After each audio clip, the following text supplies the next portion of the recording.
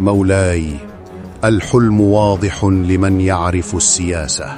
الحيثيون تمددوا شرقا واستولوا على مدن كانت تحمل ختم مصر. إذا نمضي شرقا لا طلبا للحرب، بل ليعرفوا أن مصر لا تؤخذ.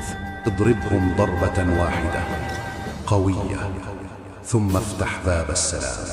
سمعت بما قاله المستشار، الحرب ليست طريق الخلود ولا الانتظار طريقه، وجيش الحيثيين ليس هيناً. إن تركت الخوف يقودني، قادني إلى الحجر. مولاي الملك رمسيس، أخشى أن يسبقك اسمك وتبقى وحدك. إن عدت سأعود ملكاً، وإن سقطت سأبقى ذكرى لا تمحى.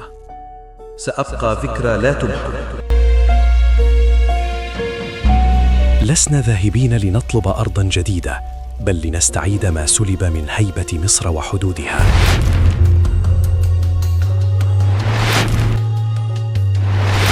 رمسيس يتحرك وجيشه كامل العدد.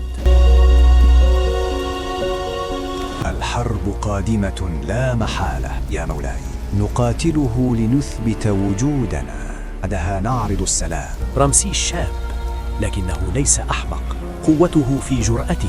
ننسحب من المدن التي دخلتها جيوشنا، وتعود قادش ضمن ميزان نفوذك. قادش، هذه المدينة لا تحكم الأرض، لكنها تحكم الطريق. من يسيطر عليها يمسك عنق الشام بيد وعنق مصر باليد الأخرى. إذن فلتقرع الأبواق عند الفجر، ليعرف رمسيس أن قادش ليست حلماً من أحلامه، بل كابوساً سيذكره طويلاً.